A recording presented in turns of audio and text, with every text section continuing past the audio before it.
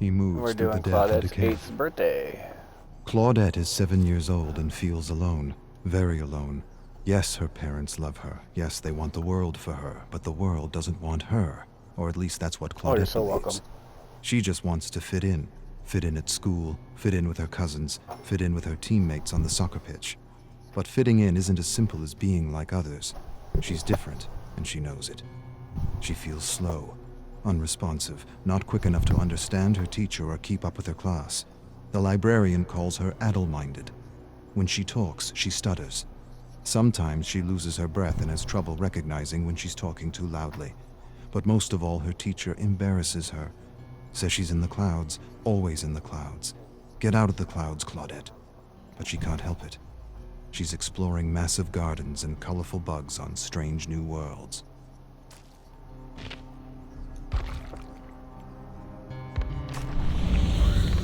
Oh, wrong button.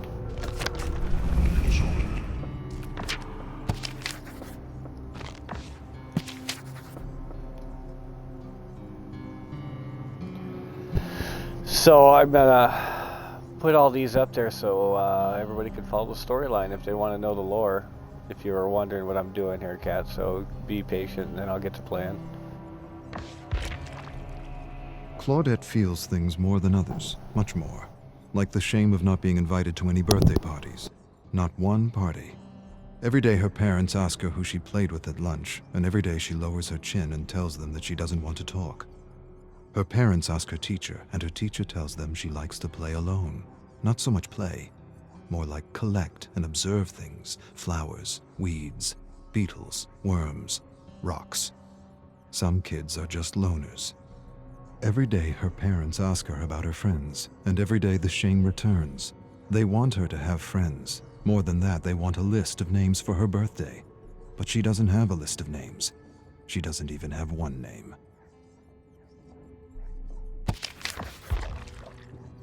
Claudette observes a beetle while her classmates chase one another around the playground.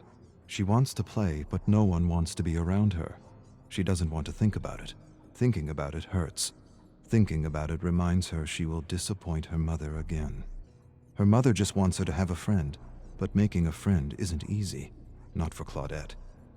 And she wishes more than anything that it was as easy for her as it was for others. She wishes she had a friend to make her parents worry less. Maybe they would even be proud. Maybe she should give up her passion for bugs and flowers. Maybe that would help. Maybe then she would be like other kids. But the need to explore and collect is strong. It is not beyond her. It is her. Claudette loves to collect things, and she knows this is why many call her weird. Her father tells her she's perfect the way she is. He tells her a man named Darwin used to collect bugs and plants too. He had a big imagination like her. He often mused on ideas and theories, and boy did he come up with a whopper of a theory. He explains the theory, and she understands. Her father has a way of taking complicated ideas and making them easy to understand. Darwin. Claudette likes the name. She smiles, stares at her favorite blue and green beetle, and names him Darwin.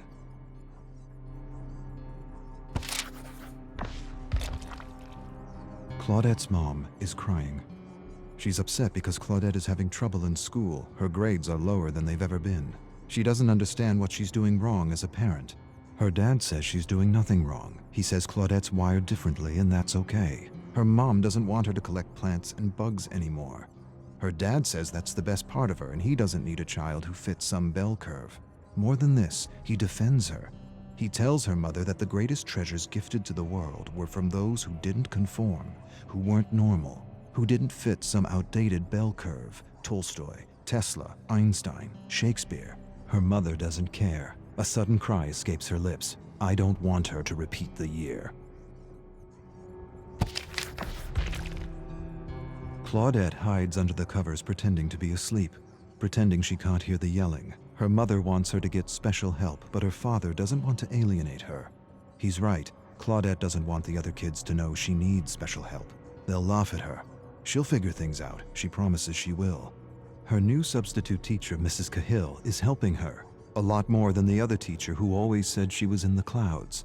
Her father says stress is the worst thing for a child's developing brain. Leave her be, let her grow at her own pace. Stress shrinks the brain, destroys confidence, kills creativity. He doesn't want her studying at lunchtime. Lunchtime is for real growth, authentic growth.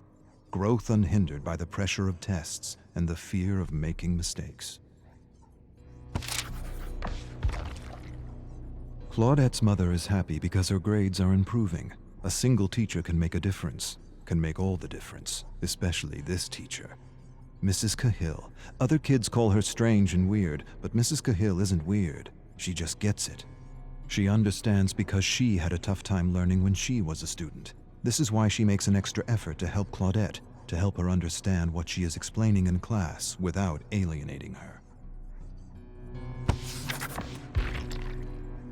Claudette is happy because her new teacher is helping her, really helping her. She's learning new things every day. More than facts and vocabulary, she's learning how to learn. Or rather, she's learning how she learns, and that is the key. But her teacher is doing something else. Her teacher is talking to her. She's talking to her about her issue, and how her issue is really a blessing in disguise if she can just learn how to succeed in a system that favors one type of smart at the expense of all the others. A system that frowns on taking chances or making mistakes, when making mistakes and taking chances is what is needed for learning, for true learning. Her teacher tells her that she has passion, and passion is everything. Claudette knows she's not like other kids, and she doesn't have to be. Things like bell curves and ideal student don't apply to her, and that's okay. The ideal mold is a prison for those wired differently, and her teacher has set her free. Her grades are getting better and a test is coming. She writes, visualizes, and imagines everything she needs to remember, and somehow this works. The right teacher at the right time can make all the difference. Her parents are proud, very proud, but still her mother wishes she had friends. Still her mother wishes she liked what other girls liked. Her parents argue in another room about what to get for her birthday. Her mother wants to buy a new doll. Her father thinks she'd like something more related to bugs, plants, and bacteria. The suggestion upsets her mother. Her father defends her. See her for who she is and not who you want her to be. Her mother goes silent. She suddenly releases a cry and says she doesn't want her to be bullied like she was bullied throughout school.